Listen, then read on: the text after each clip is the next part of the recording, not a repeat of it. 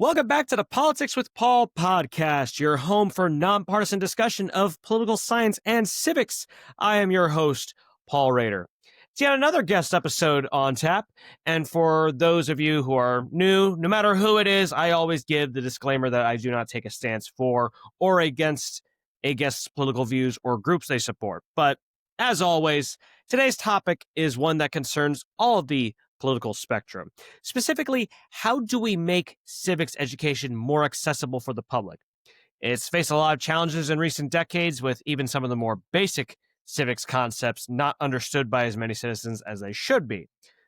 But we cannot simply put the whole onus on citizens. How we teach civics and make it available is also flawed.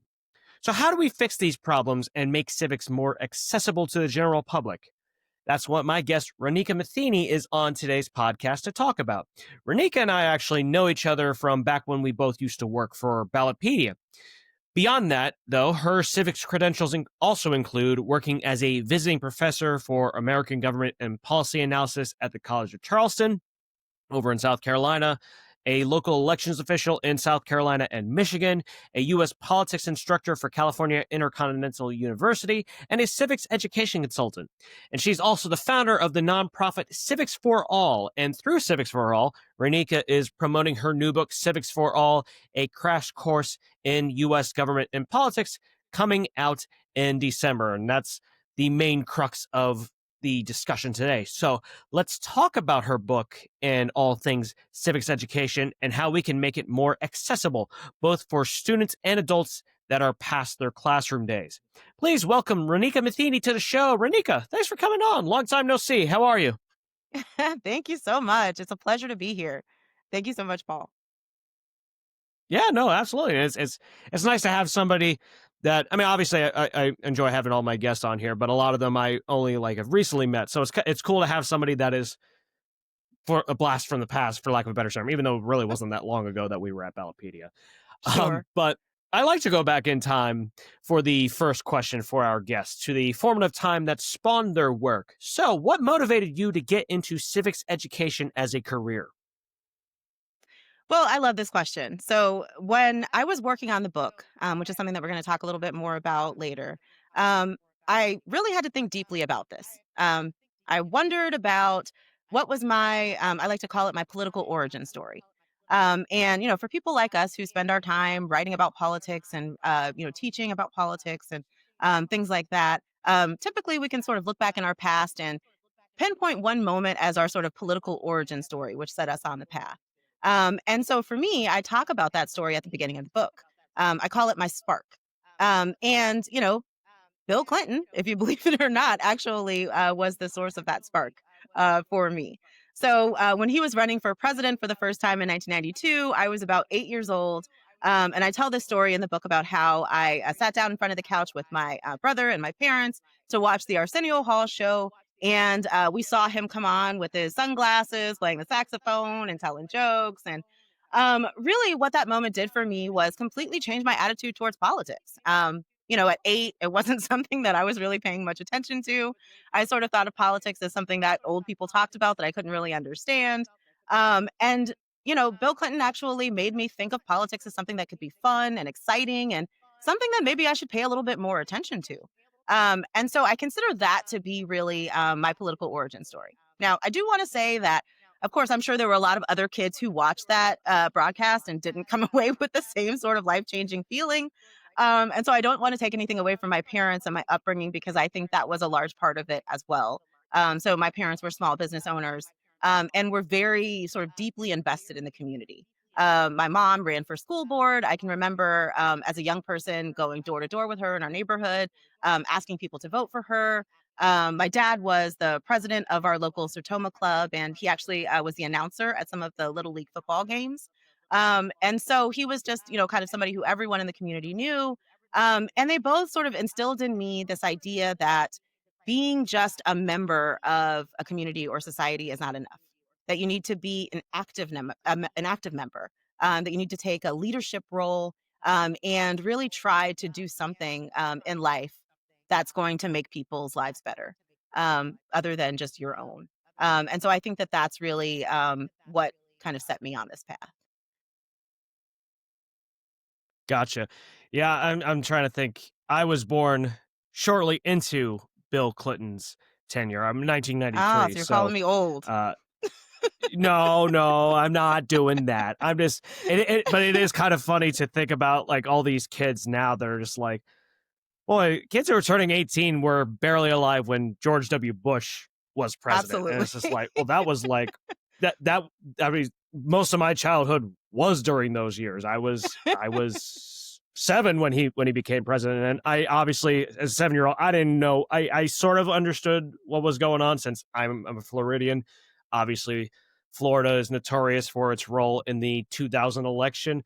So Of I course. sort of knew what was going on then, but I was a 7-year old. I didn't really know, but Right. I do remember back in, I want to say it was second or no, actually I think it was when it was 2004 because I think it was when John Kerry and George W. Bush were going toe to toe, and I remember back in, so that would have been fourth grade, no, fifth grade, because I was towards the end of 2004. Yeah, see, I'm trying to remember all these, but I Sure. remember they had like a sample ballot kind of thing for teaching kids, basically about civics. So I kind of remember that a little bit. So what you were talking about just made me think about that now.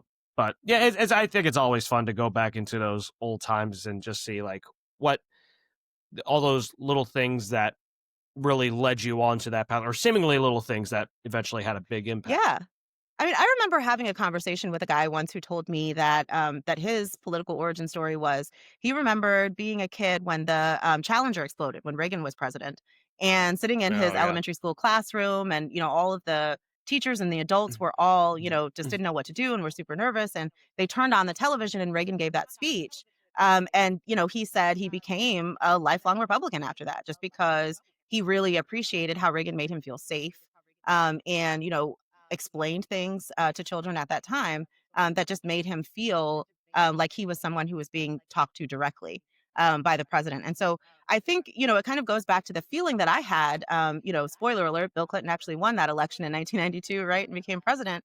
And so I had this feeling of almost being like a superhero, right? That I, along with my mom, had helped to elect the most, powerful person in the country. And they always took me to vote with them. It was something that, ever since I was a baby, they took me into the voting booth to vote with them. And so I remember pressing the electronic voting machine button next to his name and just feeling like I really did something. And later on in life, when I was studying political science, I realized that we have a term for this, right? It's called political efficacy. And it is this feeling that you as an individual can actually make a difference in politics by participating. And so a lot of people don't have that. They feel, that nothing that they do will make a difference. So why try? Why bother? Right. And so I'm very fortunate to have had that experience at that particular point in my formative years, to sort of develop this sense of, yeah, like what I do matters and I can make a difference. See, I just did it at 8.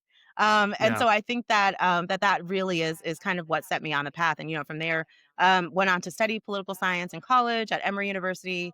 Got my graduate degrees from the Ohio State University.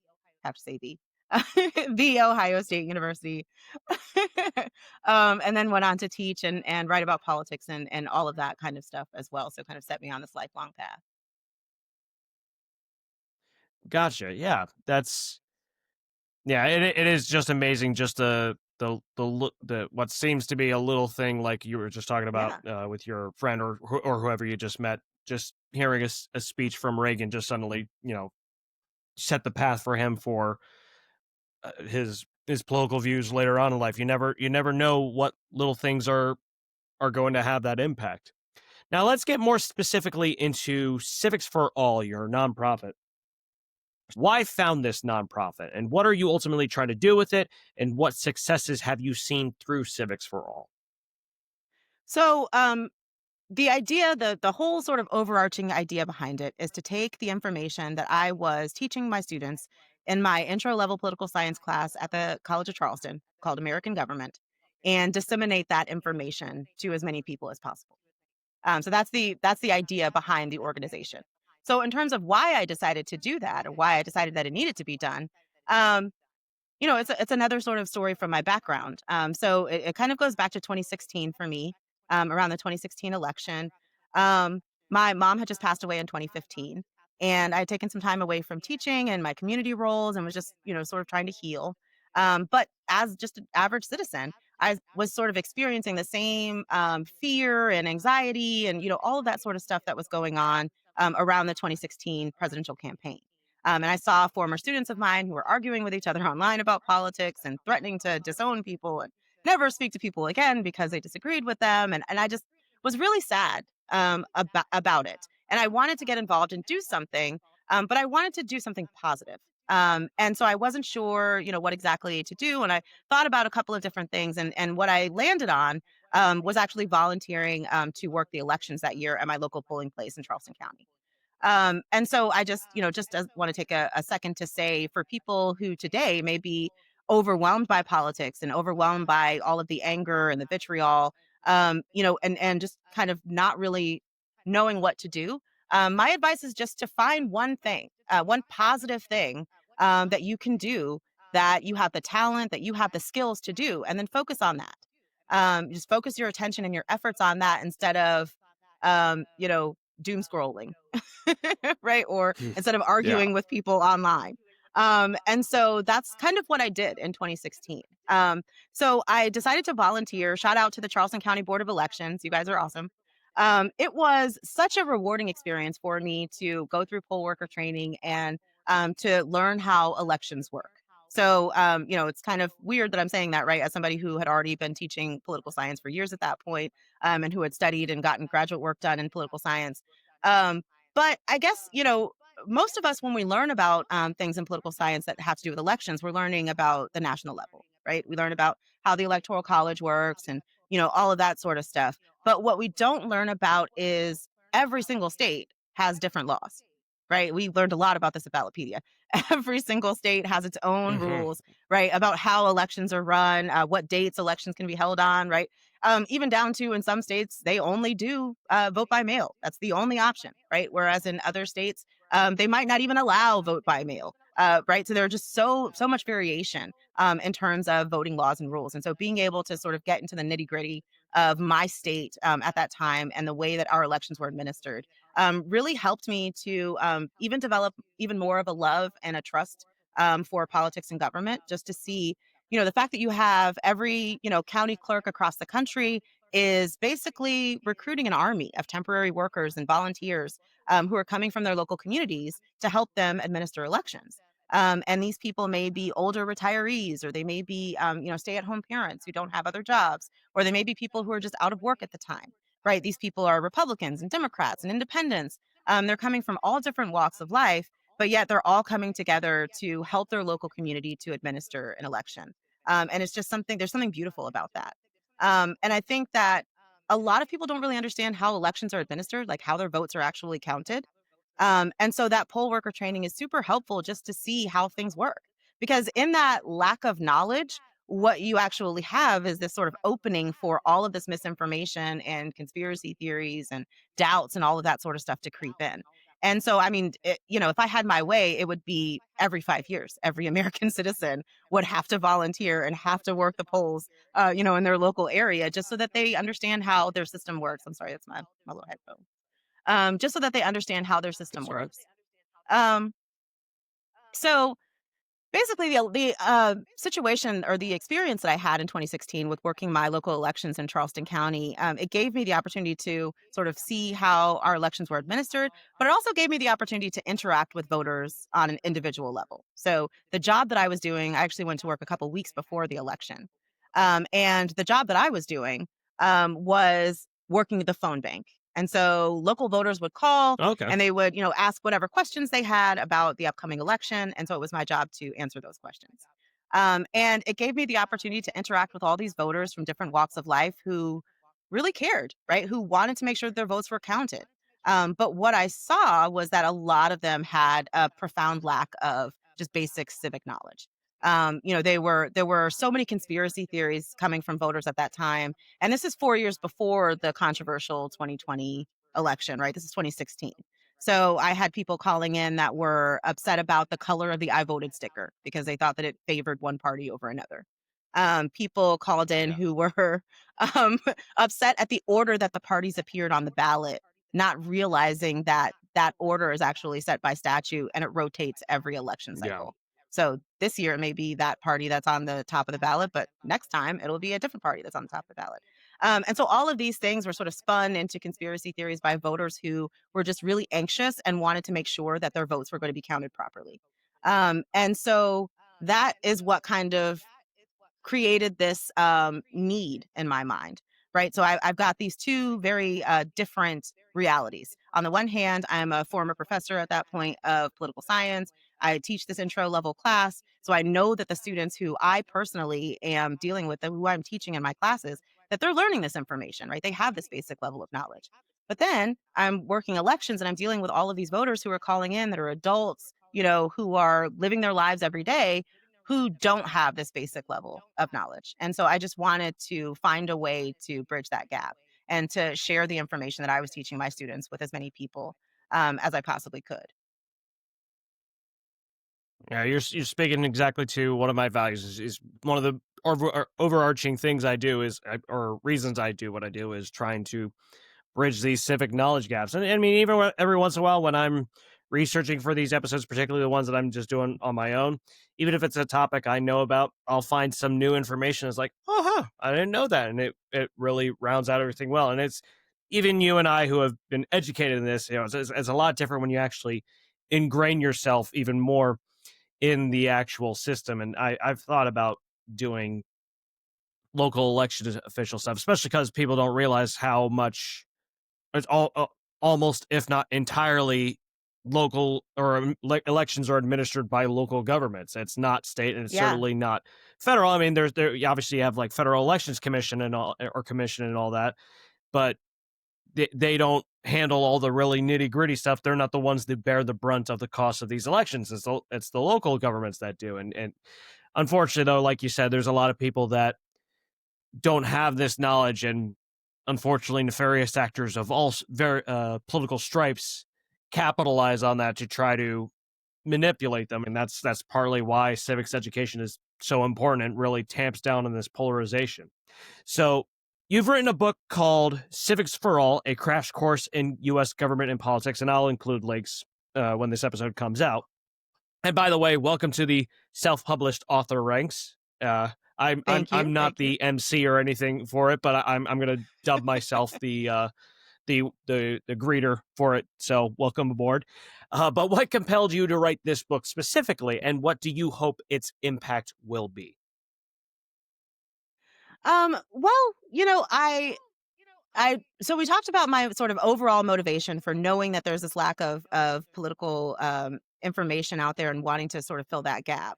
But then the question becomes like how, right? How do you fill that gap? So my first impetus was to create a website.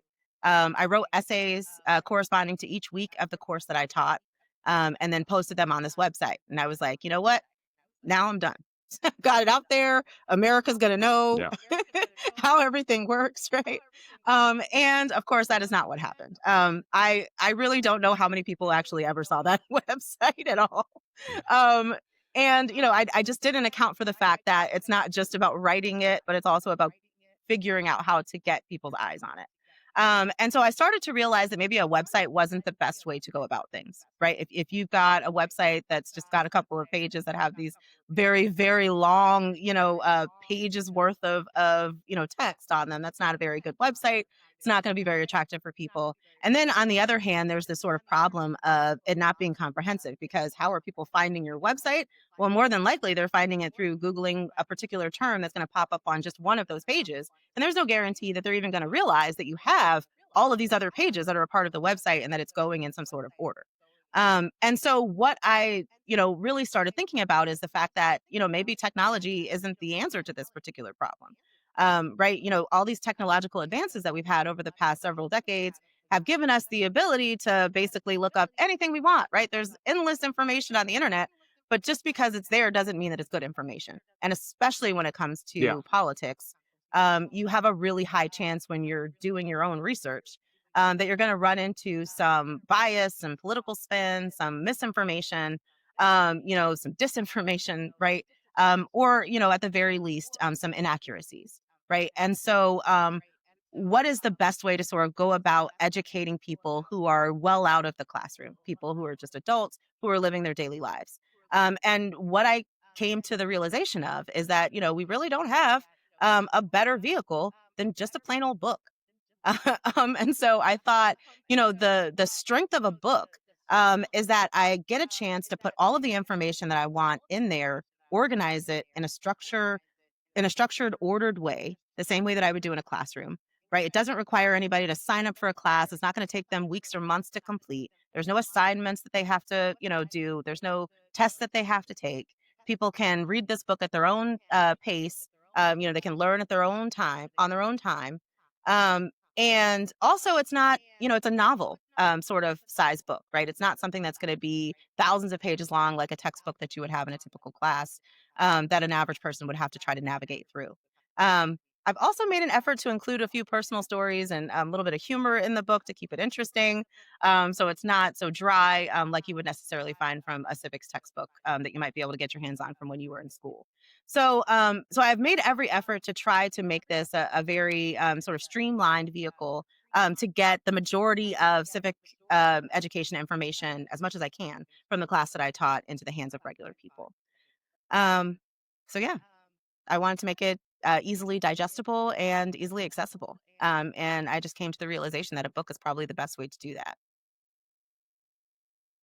Yeah, that's the big thing, right? Is not only figuring out how to package that information, but how to make it enticing to people, and then how do you actually get them to find it in the first place? And that's something obviously I've been, trying to work on too, how to best bring this information and make people realize, hey, this stuff does matter. You are involved and it does impact you. And now, unfortunately, a lot of people they really don't see the point, whether it's because they just feel like the system's just not going to work for them no matter what. And that's why I try to make a big emphasis on trying to how do we tackle this political apathy. And that's why I made an episode on that in particular. I actually had another guest that came on to talk more about that. But yeah, just like you said, that's one of the big things is trying to how do you make that more accessible for people, and that's why we're here today. And speaking of accessibility, politics can be so complex and there are so many different aspects of civics to teach. But what aspects of civics in particular do you especially see a gap between how much people understand it and how much people should understand it? And in which one of these are in your new book? So I think that's a really good question. And to me, it sort of relates to a similar question that I get all the time, which is just basically like, what should people know? Right. So if I'm constantly talking about how there is this lack of civic knowledge among average Americans, what is lacking exactly? What is it that people know that don't know that they should know? And so I spent a lot of time researching for the book, talking about the history of civic education in America, but also looking at the current state of civic education in America. I looked at a lot of different researchers in terms of what kinds of questions they were looking at when they were judging civic knowledge levels across Americans, and just sort of boiled all of that down to what I like to call three buckets of information that every average citizen should know about the way that their government works. So there are three buckets. The first bucket is, we'll call it the rules of the game. So people need to know how our government is structured and why it's structured that way, right? So the history of it kind of plays into that. Why do we have three branches of government? Why is our Supreme Court separate? Why is the justice system independent? Why, all of these different things, right? And so how our system is structured, what the rules are, that's the first bucket. The second bucket is the game's major players, right? So most people need to understand who the president of the United States is, which I think we're doing pretty well on that. No issues there. But I Yeah. definitely think that people also need to know who the vice president is, who the Speaker of the House is, who the Senate Majority Leader is, right? These are our leaders in Washington. Who are the people that represent you in Washington, right? Who's the member from your House district that represents you? Who are the two senators from your state that represent you? Who's the governor of your state? Who are your state legislators that represent you in your area, right? And then also at the local level, so at the national, state, and local level. At the local level, who's your mayor? Do you have a town council or a city council, and who are those people? Is there somebody that represents you in your particular area?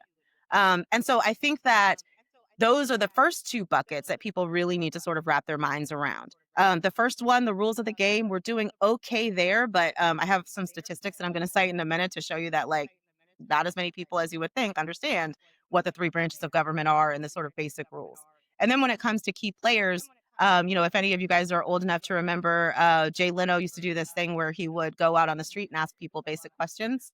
Jaywalking um, yes, and so if you see is jaywalking segment. anybody Yeah, who anybody who's done anything similar to that, where they ask people questions that you think they would know the answer to, like who's the vice president or who's the speaker of the house, you'd be surprised that there are a lot of people who actually don't know who those people are, right? And it's just important to know who are the people whose actions are going to affect your life.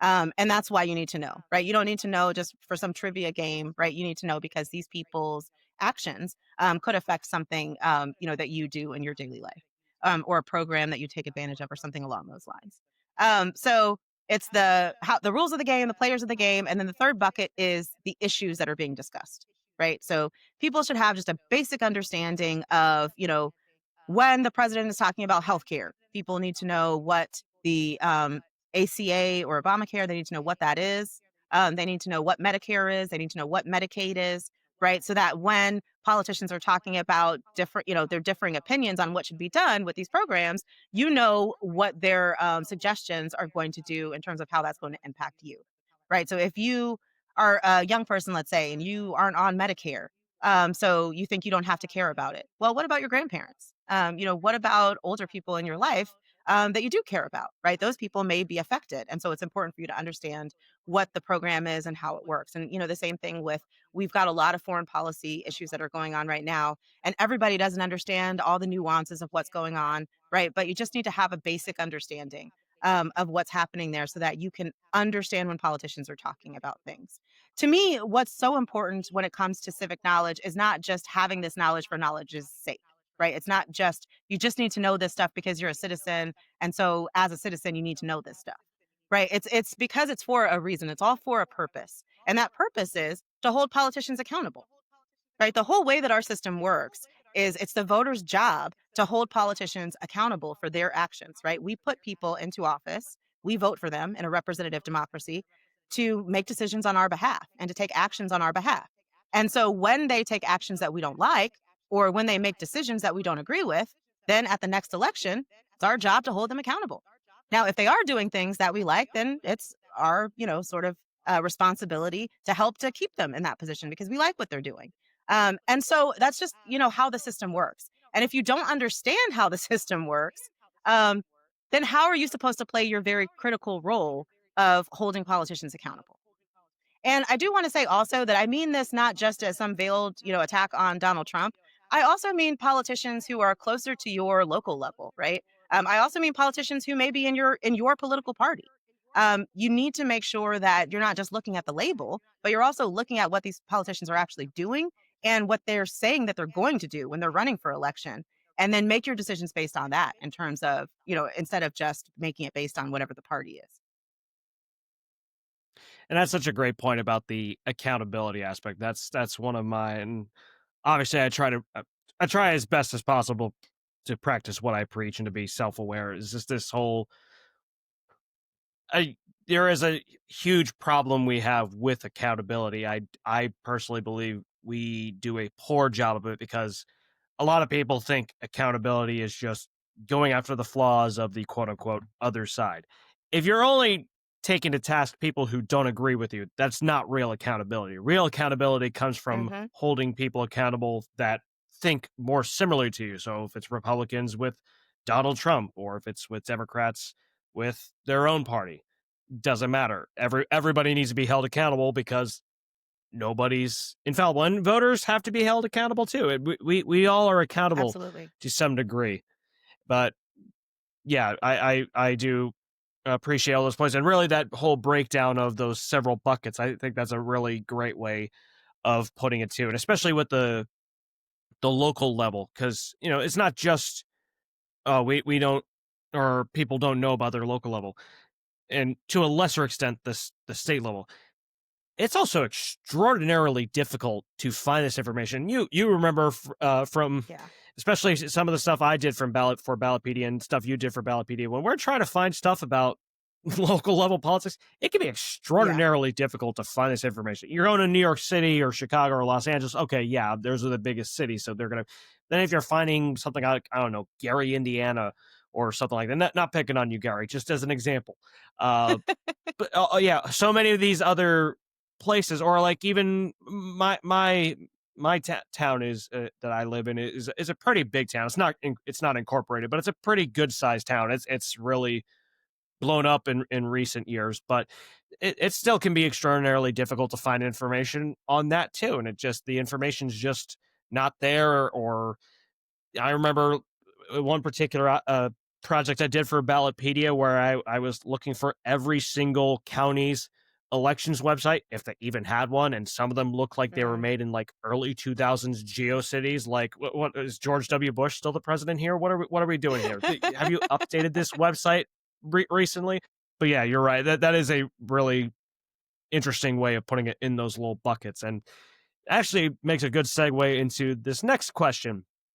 These are sort of buckets too. So when we look at the state of civics education, I think it's useful to break it down into a students and classroom category and then an adults and continuing education category. And a lot of times when we talk about civics education, we're usually just talking about the former, but not enough on the latter. But we'll break these into two different questions. Mm. So they have similar yet also unique obstacles facing them. But in your opinion, for students in our schools, what are 2 to 3 of the biggest issues facing civics education for them, and which ones do you bring up in your book? Um, so to me, I think the two biggest issues that we're facing when we talk about civic education at the K through 12 level for students is kind of like both of these things are sort of one. We don't take it seriously enough. And the sort of evidence that we don't take it seriously enough is the lack of requirements. So you would think, as Yeah. a citizen of a democracy, that in order to graduate from high school, you should have at some point have been required to learn about civic education, to have civic classes, civic instruction, in order to receive your high school diploma. There are lots of things that we require students to have, and these requirements vary by state. But I do talk a little bit about this in the book. I have some of the statistics in front of me. And last I checked, it looks like 40 states and Washington, D.C. actually require some sort of civic instruction in order to graduate from high school. So, I mean, I guess if we ignore the other 10 states, that's good because that's the majority. But the idea is that 10 states in the United States don't even require you to have any civic instruction at all in order to graduate from high school. So, that's kind of a problem. But then if we look a little bit deeper into those 40 states, it turns out that only 9 of them actually require whatever that required civic course is to be a full year long or more. So what we're talking about is a situation in the United States today where 10 states don't require you to have any civic education at all in order to graduate from high school. And then 30 additional states only require you to have 1 semester, which for those of you who have been out of school for a long time is only about 3.5 months of civic instruction Yeah. in order to graduate. So that is an indication to students and also an indication to the rest of Americans that we just don't care enough, right, about this particular subject. We don't make this a priority. So I think that is the biggest problem that I see. It really sort of feeds into the next question, that you said you were going to ask about adult education, right? Because what age are most students when they graduate from high school? 17 or 18 years old, right? And 18 is the age they become eligible to vote.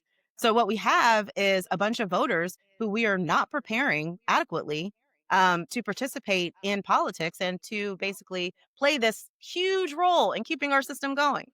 Um, and so we have evidence that we're not really preparing them. So it's not just about the lack of instruction, but it's about what that lack of instruction means. So because of that, we actually have statistics that are showing us that students are not learning nearly enough. They're not prepared adequately. So there is an organization called NAEP, which stands for the National Assessment of Educational Progress. And are a part of the government. Their job is to basically collect information about how students across the country are doing in various subject areas. And so they administer these assessment tests to like a nationally representative sample of students and elementary schools, middle schools, and high schools on different topics. And they do this every year, and then they report the results. We actually call them, for short, we call them the nation's report card, right? And so they're sort of our way to tell how we're doing in education generally at the elementary, middle, and high school level. So they give all these tests out to all these different schools across the country, and then they take all the student scores and they break them down into 3 categories. The categories are proficient, basic, and below basic, which I think below basic Cool. actually sounds kind of mean, but those are the three Yeah. categories that they choose. Yeah. And so I Yeah. actually I talk about this a little bit in the book. I actually brought the numbers with me so I could go over them with you. So the most recent Civics assessment that they've done for high school seniors, I mean, because they've done it more recently at the elementary school and middle school level, but we're talking about voters, so I think high school seniors is appropriate. The most recent one was in 2010. And in 2010, what Nate found was that only 24% of high school seniors were considered proficient in civic education. So that's less than a quarter of graduating high school seniors that achieved the level of proficiency.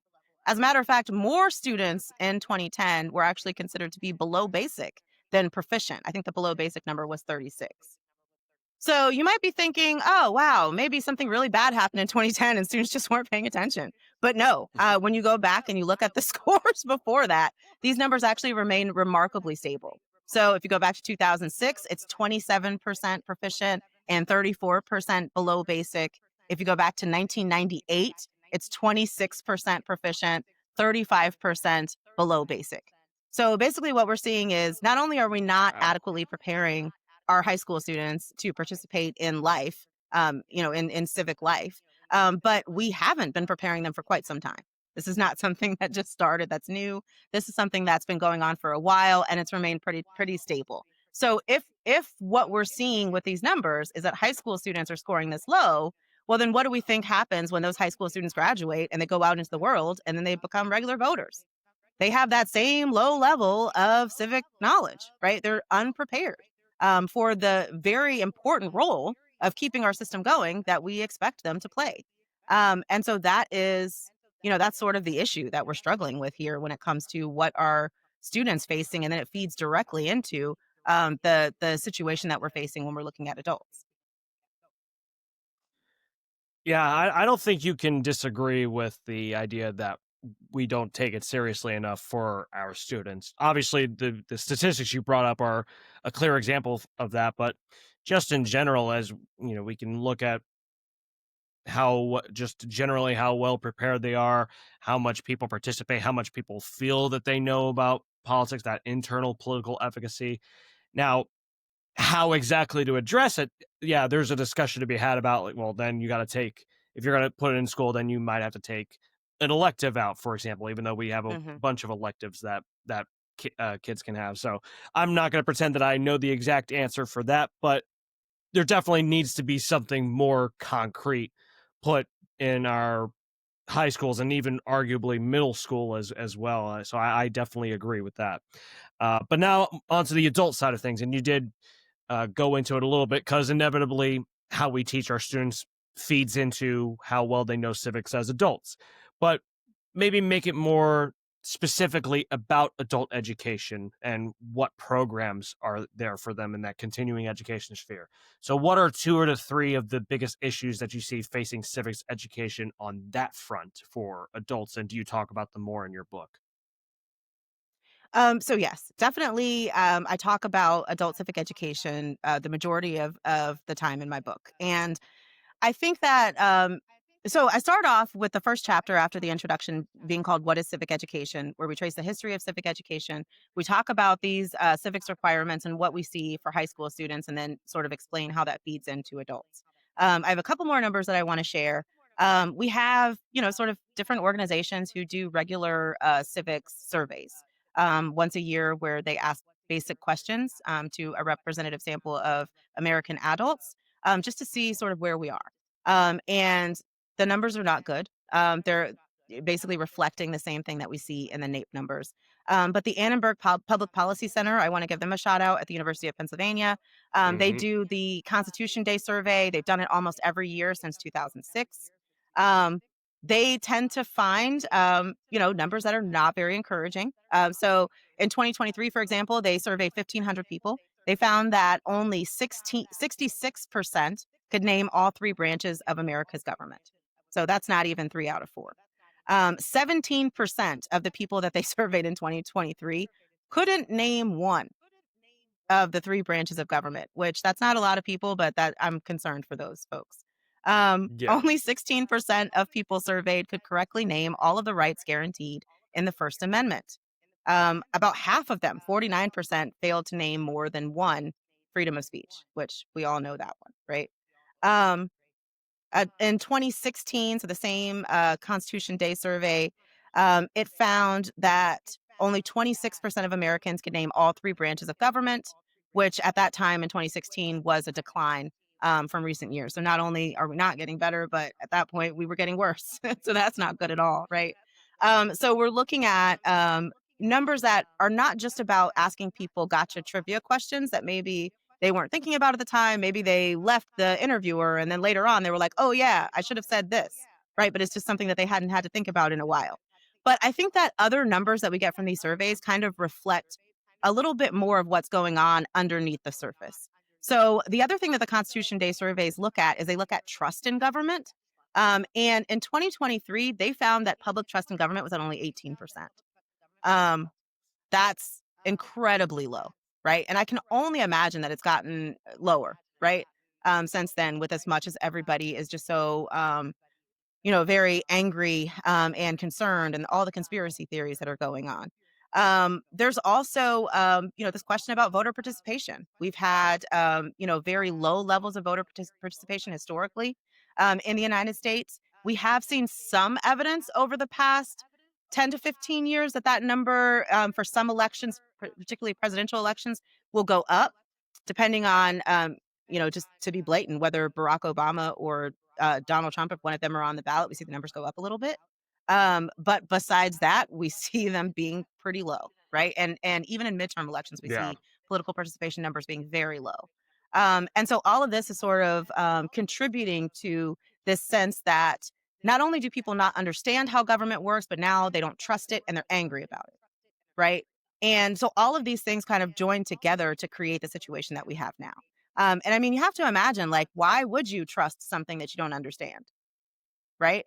The government, I Fair. think most people just seems weird and nefarious, and there's all these weird rules, and it just seems like everybody's doing what they want to do. And if you don't understand the nuances of how things work, it's very easy to believe that it's just the other side manipulating everything and that they're lying about everything, right? Because you don't really have any sort of basic understanding of what's real.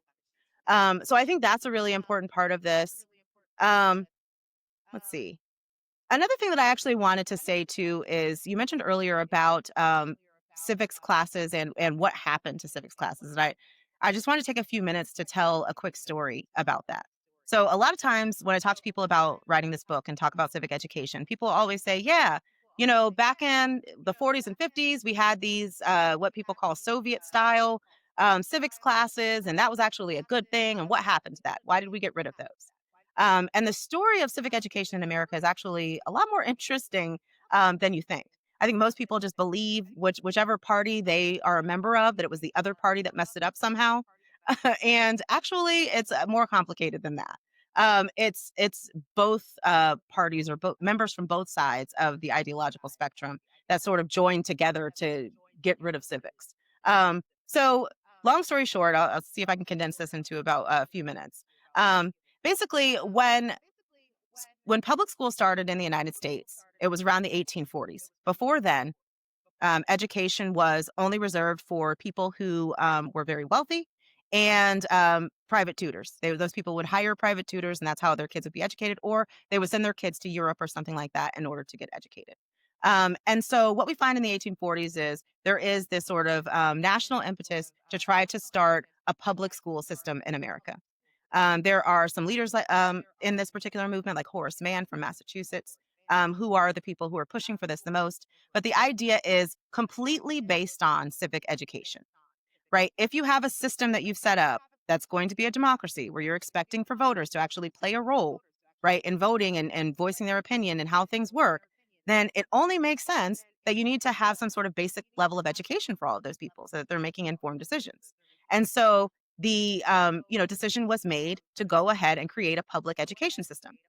Well, then fast forward about 15 or 20 years, and you get to the end of the Civil War, and all of a sudden you have this new group of citizens, right? People who are formerly enslaved, right? And so all of a sudden you have all of these new citizens, and then the question becomes, well, should these new citizens also get the benefit of learning about the civic education to sort of understand what their role is to prepare them to participate?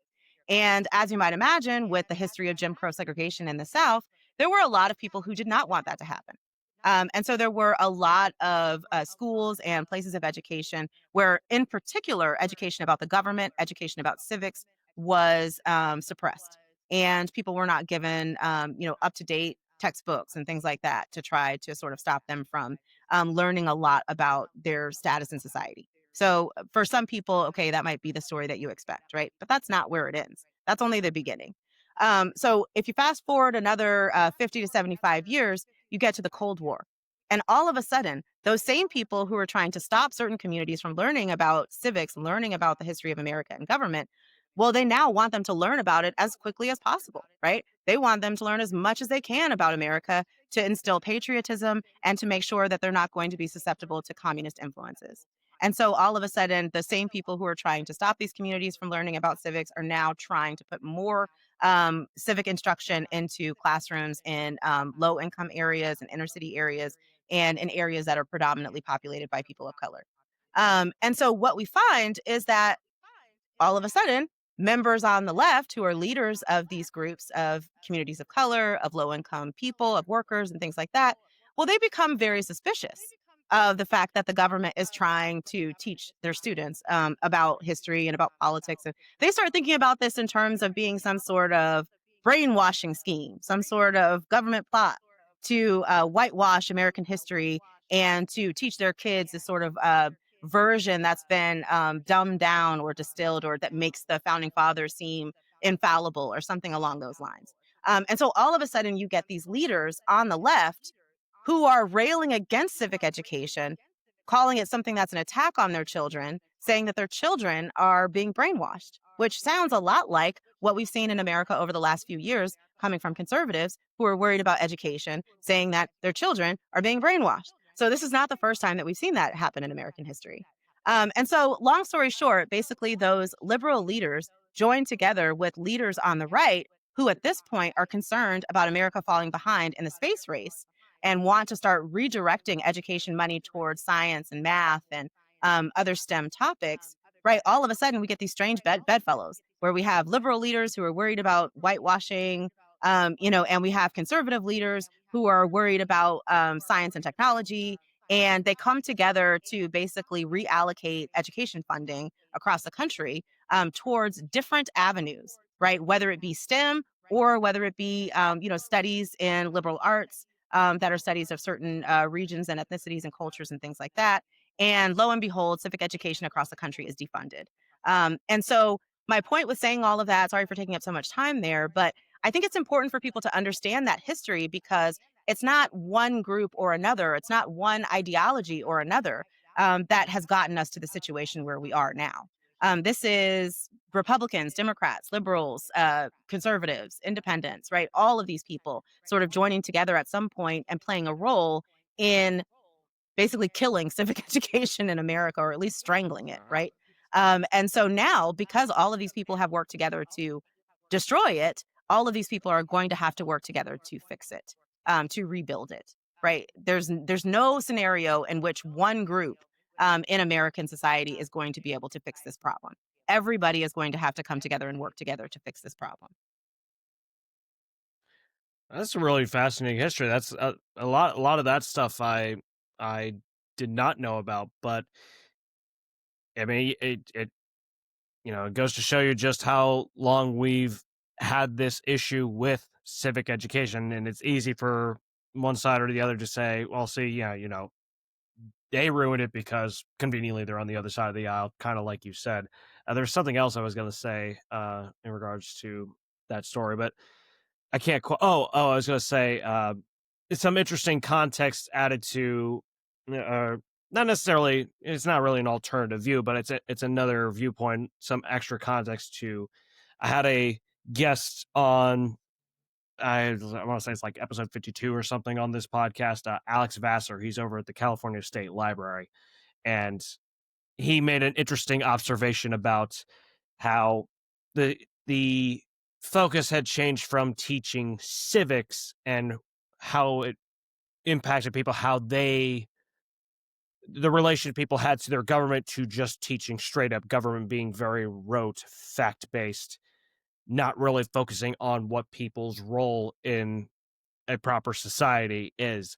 And so that just, it was just kind of an interesting thing I thought about in context of what you were talking about. I don't know if you have anything to add to that, or if that's something you had heard about before, this transition from teaching civics to teaching just straight up government, if that also kind of goes in line with what you were just talking about, or if you have anything in particular you want to add to that. Yeah, absolutely. So I remember that episode. Long-time listener, first-time caller. I actually Appreciate it. thought I actually thought that that was incredibly profound. I loved that distinction that he made because, yeah, 100%. When you hear, I talk about civic education because that's what, in general, right, we are trying to do in terms of prepare people to be better citizens by teaching them about politics and government. But the classes that we see that are being taught across the country today are all called like American government or U.S. politics or something along those lines. None of them are called Civics 101 or anything comparable to that, right? We don't use that terminology, civic education, anymore. And I think that there is a very specific reason for that. I think it's important what he's saying in terms of this general transition that we've made from teaching people about the role that they play to teaching them just how the government works and just focusing on that first bucket when we were talking about buckets. So I think that's like a figurative transition that we've made that we can see sort of how the classes are structured and what the effect has been. But then I also think that it sort of falls in line with the history that I laid out because what we see is that it was civic education up until it got killed, right?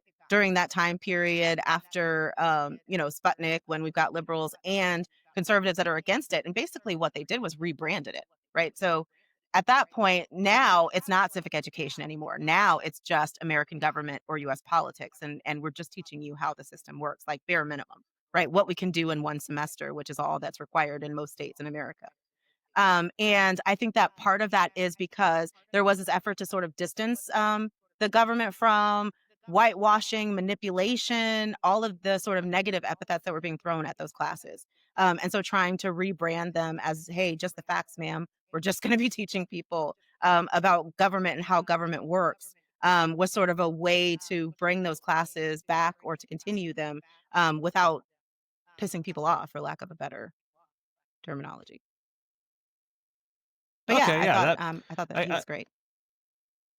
yeah, yeah, yeah, well, that's something that still sticks with me. I've actually mentioned in like a couple of episodes now, and then what you said kind of fell in line with what Alex was talking about in that episode. So I guess that kind of already, I want to say already answers this question, but it is, I guess, part of the answer to this next question. So why do you think some efforts to fix civics education haven't been as successful as they could have been? And we'll say more specifically for more recent uh, initiatives, since you talked about more historical ones. So more recent initiatives, or put a different way, what do you think some civics initiatives get wrong when trying to improve the civic knowledge of the citizenry? And I'm talking about ones that are legitimately trying to improve civic knowledge. And what do you recommend instead? So I guess so I have a little bit of an issue with the premise, right? Because I don't think that there's a lot of initiatives that are out there that are trying to improve the civic knowledge of citizens. So it's not that there's all of these initiatives out there and I'm going to Okay. tell you what they're doing wrong. So I think that there are a few, and a lot of the ones that are, sort of organized, sustained programs that are attempting to increase civic knowledge are focused on students. They're looking at civic education as something that happens in the classroom, and they're focused on what they can do to get those numbers up from Nate that we talked about. right? To make sure that students that are in school, elementary school, middle school, high school, are going to come out of there with a better understanding of civic knowledge. And I think that the biggest mistake that those school focused initiatives get is that they're not looking at civic education as something that requires lifelong learning. And I think that's the biggest issue that I try to drive home in this book. The book that I created is not just about teaching people how government works in terms of there's three branches and this is what the legislative branch does and this is what the other branch does. And so that's in there, but that's not the point, right? The point of the book is to say civic education is a lifelong learning tool, right? I consider it to be a tool. As we talked about before, it's, in my opinion, every citizen's most important tool. It's the most important tool that you have to help you cut through misinformation and disinformation, lies and political spin. It's the most important tool that you have as a citizen to help you to actually hold politicians accountable and play the role that you're meant to play in our society to keep our democracy going. So I think that civic education is a tool, and it's not something that is that should be sort of relegated to the classroom. I think the biggest problem in general, not just with these initiatives, but just in the way that we talk about civic education in America, is that it's all focused on students. It's all focused on K through 12 classroom learning. And that is very important. I mean, we see from NAEP's statistics that that is very important. But that shouldn't be the only place that people are learning about civic education. So I guess this kind of segues for me into what I see as like the call to action in the book. So what I want is I want to create nothing short of a community education movement. My mantra is think outside of the classroom, right? Civic education is not something that is only for K through 12 students or even college students for that matter. Civic education is not just for students. It's something that's important for every American, across the country. Everybody, even if you don't vote, right? Civic education is what's going to be important for you in order to be able to make an informed decision as to whether you want to vote or not, let alone, who you want to vote for if you decide to participate. Right. So I think that civic education is so important. It's the sort of bedrock of our society, but we treat it in terms of, it's just a class that students need to study for and they need to get better grades, they need to score more higher on these exams, and then we just kind of leave it at that. I use an analogy in the book where I compare it to driving, and I say, around the same time in your life, you're faced with these two different decisions, right? One of them is to start driving a car. And then a couple years later, the other one is graduating from high school, figuring out what you want to do in your life, and deciding whether or not you want to register to vote, right? So, um, as somebody who is 15 or 16, 17, whatever the laws are in your state, you decide to go get your driver's license. Well, you have to take a test, right? You have to take a written test and you have to take a road test. And then once you take that road test, unless you really screw up, unless you do something bad, you don't have to take any more tests. You never have to take that test again. You're just, you can drive for the rest of your life until we say you can no longer Yeah. drive, right? And that kind of makes sense, I guess, because the rules of the road aren't going to change that much. The signs on the road aren't going to change. The way that you drive, what lane you're supposed to be in, that's not going to change, right? But when it comes to voting, that should not be treated the same way, right? It shouldn't be just you take a test or you take a class when you're 17 or 18 years old, and then that's it. You never have to learn anything else Right. about civics or the way that our government works for the rest of your life. Excuse me. It should never be that way, right? This requires lifelong learning. This is something that we should be constantly visiting, constantly learning about, um, right? Because it is such an important part of the way that our society works, the way that our country works. And so I think that that's really the biggest problem, right? We need to think outside of the classroom. We need to stop thinking about civic education as something that just happens in schools. We need to stop thinking about it in terms of if students don't know something, it's because the schools and the teachers got it wrong and they need to fix it, right? Instead of it being a they problem, we need to think about it in terms of a we problem, an us problem, right? So it is my job to take responsibility for my civic education. If I want to make sure that I am playing my role in society and that I am holding politicians accountable, then it's my job to make sure that I know what I need to know. And so that's what I want to start is this community. I call it a community education movement. And I really compare it to Black History Month. So when I was teaching at the College of Charleston, I didn't just teach political science, I also taught African American studies. And that gave me the opportunity to really learn about one of my heroes, who is Carter G. Woodson, who's the guy that invented or created Black History Month. So most people don't know the story Oh, okay. behind it. Quick story because I'm all about the stories. um, quick story is in the 19 teens, Carter G. Woodson, who had been one of the first African Americans to receive a PhD in education in the United States, he was an educator and he had worked at a couple of different schools and realized that there was no information being taught in these schools about Black people's accomplishments or achievements in history or about African civilizations at all. And so he went to a couple of different educators and to administrators, talked to them about it. And basically the response that he got back was, "What are you talking about? There's nothing to see here, right? There are no accomplishments. If there were, we'd be teaching about them. And so because we're not teaching about them, that just means they don't exist, right?" And he knew that that Yeah. wasn't the case. And so he decided to, instead of moaning and complaining about it, he decided to take matters into his own hands. He didn't have any way to, affect the curriculum at different schools. And so he decided to do what he could do on his own.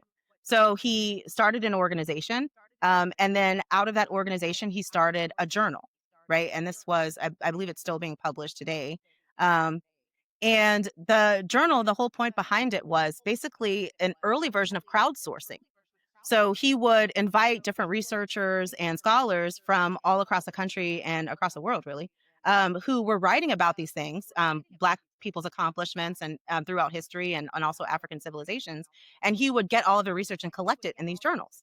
And so he was basically creating this body of knowledge about Black history through these journals. And so, well, the journal doesn't matter if nobody reads it, right? And so he hired an army of graduate students to travel all around the country selling these journals door to door, like door to door salesmen. And they went to people's homes, they went to small schools and community groups and churches and tried to get people to get subscriptions to these journals. And so once he got to a certain level of um, success with this, and he wanted to draw even more attention to it, he created what he called Negro History Week as a celebration to just sort of highlight the efforts, right? And to focus people's attention on this for 1 week out of the year. And that way it would kind of make people want to subscribe to these journals and, let more people know about what was going on. And so, long story short, Negro History Week was the celebration that grew into Black History Month. It started in 1922, Oh, and by 1970, it was being celebrated at colleges all across the country. And the students at Kent State University decided that they actually wanted to extend this celebration to be an entire month long instead of just 1 week.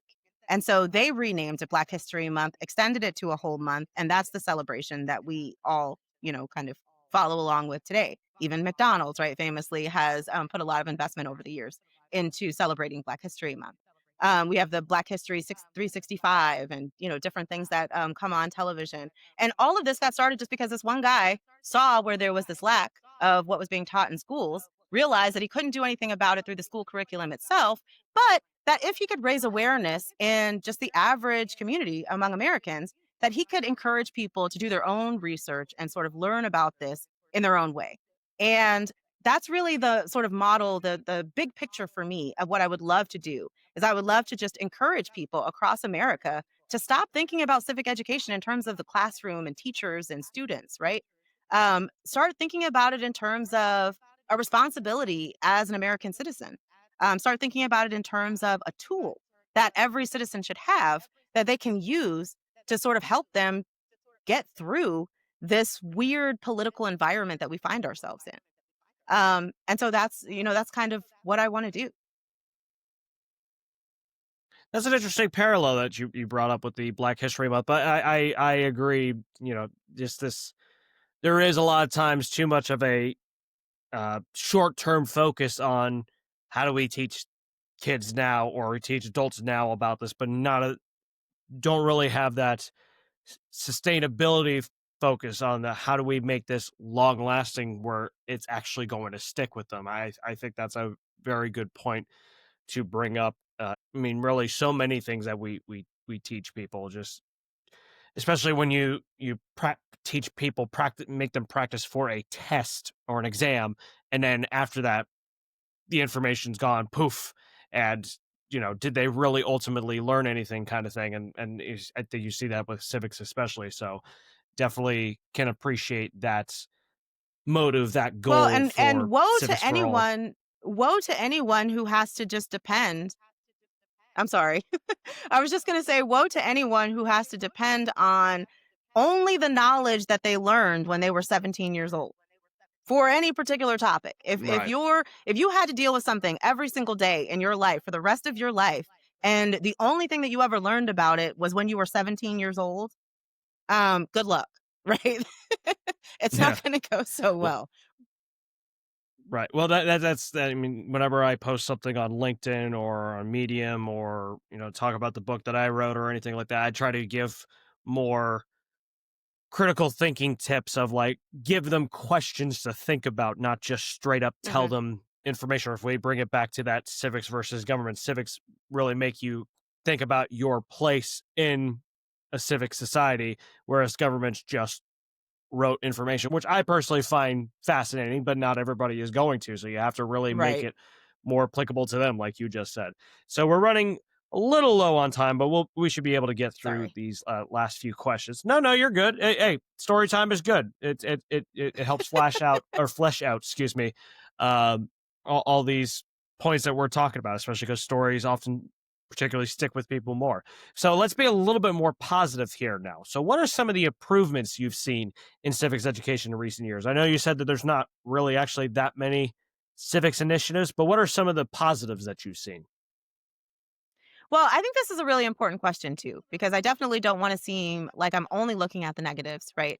Um, One of the things that I find really interesting about this recent time that we find ourselves in when it comes to politics is that lots and lots and lots of people are paying more attention.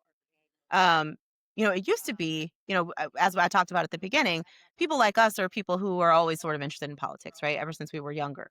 Um, but when I was younger, it was kind of hard to get people to even know what I was talking about, right? People weren't paying attention to Yeah. what the president had to say on any particular issue. Nobody knew what was going on unless they were somebody who was personally, kind of taking their time out of their day to watch political news and to figure out and to follow along with what was happening in politics.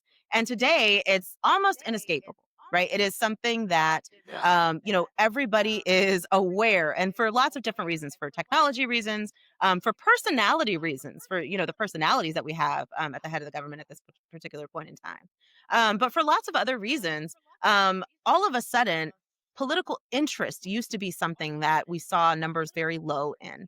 And today, I mean, I don't have the statistics in front of me for that, but I don't think that we're seeing numbers that are nearly as low as we saw over a decade ago. Because people are a lot more interested in politics. They're following it. They see what's happening in their daily lives. They're following it on social media, but they just don't have the basic sort of background knowledge to really interpret everything that they're seeing. And so when people don't know, they don't have the background knowledge. The only thing that they can do is sort of think about things in terms of my team versus your team, right? And so if I don't know what the actual truth is, and I hear somebody saying something and they're a politician from the other side, well, I'm just going to assume that they're lying or that they're distorting something, or that they're trying to make my guys look bad, because that's how politics works. And so I think that that's really the important role that civic education plays, is that it helps you to sort of parse out what's going on, cut through all of the bias and the lies and all that kind of stuff that people are spitting at you, to really see what's going on underneath the hood. And so I think that's important. I do have a couple of numbers that I wanted to share, though, because we were talking earlier about that Sure. Constitution Day survey. And one of the really, kind of surprising and encouraging pieces of information that has come out recently is that it was September 17th, not too long ago, and they did that survey again. And the Annenberg Public Policy Center released a very encouraging report saying that they did actually see some increases in civic knowledge among some of the key indicators that they ask about in that particular survey. And so what we saw was 5-point increases, which is a pretty, pretty significant difference between 2024 and 2025. So more than two-thirds of U.S. adults were able to name all three branches of government in 2025. So that's 70% in 2025. It was only 65% in 2024. So that's just in 1 year. And I mean, okay, so that's basic. Obviously, most of the people who would be deciding to watch this podcast know what the three branches of government are. And so that seems like very basic information. But the fact that we have so many Americans who don't, who aren't able to readily recall what those three branches of government are is important and, kind of a worry. But the fact that we see so much shift in one particular year on this question, I think is very encouraging. I mean, it gives us something to sort of look forward to. Another one that we saw a big 5% jump in is when asked which specific rights are guaranteed by the First Amendment, the survey finds that nearly 4 in 5 people, which is 79%, can name freedom of speech, which is a statistically significant increase over the 74% that were able to name it in 2024. So, I mean, like you said, they don't seem like they're really, big differences, but they are. They're pretty large, significant increases that we see, and all of that is just about people paying more attention in politics and people doing a little bit more research, trying to figure out what's going on, and that's always good, right? We want people to be curious. We want people to look up information. In some cases, I think people are even doing it just so that they can have the upper hand when they argue with people online. They want to get their facts straight. But hey, whatever the motivation is, I'm glad that people are looking Yeah. up information. Yeah, that's also true too. Uh, yeah, I was thinking about that when you brought up the Annenberg survey. I was thinking about it before and I forgot, but I'm glad I did forget it. So you could bring it up now, and really, it's a really good point to bring it up here towards the end. And obviously, yeah, it'd be nice if more people knew not only what the three branches of government were, but what the significance of having those three Yeah. branches of government is. That's another thing too. But well, like you said, there are things to look forward to, things to find a glimmer of hope in. So definitely can appreciate you pointing those out as well. So, one more question before we get to the random question of the day. What are some other civic minded groups that you would recommend people go check out and help out in some way? And then for your Civics for All organization, what are some ways that people can help out that? So obviously, I love this question. Thank you so much for giving me the opportunity to talk about my website and also some of the other content creators in this area. So I'll talk about mine first. My website is called civicsforall.org, and that's the number four. So civicsforall, number four.org. Um, and on my website, I have links to where you can read my blog, which is the same as the newsletter that I publish on Substack. I also simultaneously publish all of those articles on my own blog on my website. So that's some really good information about my background and some of the particular areas that we've talked about in this interview. I go into sort of longer articles about those things. And then also information about the book itself. I have a page on the website where you can find out all the information that you need. If you want to support me, please do pre-order the book. It's now available for pre-order in paperback, audiobook, and ebook formats. The ebook format is starting at only $12.95. So you can go onto my website and access the pre-order links, pre-order in any format that you like. The scheduled publication date for the book is in December, the end of December. So as soon as those books are available, we will be either mailing or emailing them out. So I really, really appreciate anybody that is willing to go ahead and pre-order the book now. That helps to show my publishers that people are interested and that there is an appetite for this type of publication. So that's the first thing. Also, if you are so inclined, there's an opportunity to donate on the website as well. I want to talk also about, I love the idea that I get a chance to highlight other content creators. So besides you, Paul, which I encourage everybody to listen to Politics with Paul, great website, or I'm sorry, great podcast, um, where you really give a lot of people like me who maybe aren't the biggest names, people who can't necessarily get on Fox News or MSNBC or CNN to talk about our work. You give us a platform and an opportunity to share what we're doing. So I really appreciate that. I also I talked about earlier how there's not a lot of sort of organized initiatives that are reaching out for civics for adults specifically. But there is one website that I wanted to highlight. It is called civicsforlife.org. And in this case, the four is actually spelled out, not the number four, like it is in my website. But civicsforlife.org is actually a website sponsored by the Sandra Day O'Connor Foundation. Sandra Day O'Connor being our first female Supreme Court justice. She has organizations which are devoted to civic education in the for students at the school level.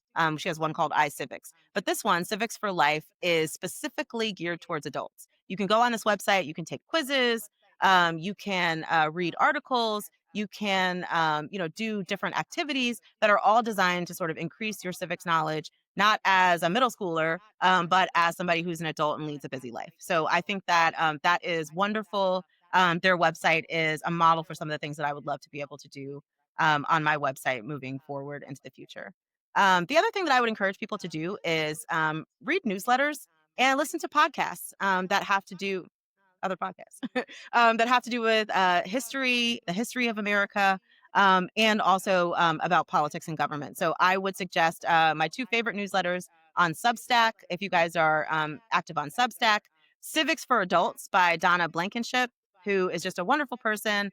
One of my favorite writers on Substack. She does a good job of connecting current events to civic education and the sort of the ideas. If my book is going to be Politics 101, her newsletter is more about sort of connecting that to what's going on in current events. And then also in the Information Bank by Sharon Lawrence. That is a wonderful newsletter that is all about giving people information about local elections and different things, ways that they can participate in politics in their local area. Also, I wanted to suggest two history-focused podcasts, American History Tellers, which is one of my favorite podcasts right now. They do a great job of telling lesser-known stories from history and really giving you all the details there. And then also History That Doesn't Suck, same thing. Also does a great job of laying out historical events from American history and really getting into the nitty-gritty details of everything that happened and trying to tell the stories in a way to where it's not boring for people. So I love all of those creators. Kudos to you guys. Hopefully you get some more listeners and followers off of this. Hey, well, I really appreciate that, and I appreciate you, of course, coming on, and all the other guests I've had coming on here. Always good to talk about these things with people who care, just as much about all this civic stuff. And of course, I'll put the links for the pre-orders and stuff. Well, at the end, I'll give you the chance to talk more about the links you want to share. But before we get to that, let's go ahead and get to the final question, the random, fun, non-political question of the day. So for anybody who is new at the end of guest episodes, I like to pose a random question to our guests. So, Roneka, today's question is, and I actually have a specific reason I bring it up, and I will mention that afterwards. But random question of the day for you is, what is the best kind of cookie? Oh, okay. So great question. Um, I would say that my attitudes about this have actually changed recently. So, throughout my whole life, I have been a white chocolate macadamia nut girl. Like, I absolutely love white Oh, okay. chocolate. I know for some people, white chocolate is, not real chocolate and they get really angry about it. But I love white chocolate macadamia nut cookies. They've always been my favorite until I think now I'm really sort of more focused on chocolate chip peanut butter cookies. Now that I have been introduced to peanut butter chips and the fact that you can buy peanut butter chips just like chocolate chips, and then if you mix them together in a cookie, it's just a beautiful thing. So I think that right now I'm kind of stuck on the chocolate chip peanut butter. Uh, I don't I might lose a few listeners, but I must live my truth. I do not like peanut butter. Uh, Oh no. the chocolate chip part, I guess I'm very basic. I chocolate chip cookie is the absolute way to go for me. But yeah, no, I'm not a peanut butter guy. But anyways, the reason why I bring up this question to you, so I don't remember if you were here at this point about for Ballotpedia. So a little bit of story time from me now for the listeners. So Ballotpedia, I think they're still doing this, but every year they have a competition for or a poll for readers to say what is the best Christmas related cookie. And there was some consternation about chocolate chip winning just because chocolate chip is admittedly not specifically Christmas related. But Mm-hmm. It did win several years in a row, and then I think Sugar Cookie won or whatever. But that's not why I bring it up. Nothing wrong with Sugar Cookie, but it's a little too much for me. But I love chocolate chip. But the reason why I bring it up is, and it was hinted at a couple times in the poll.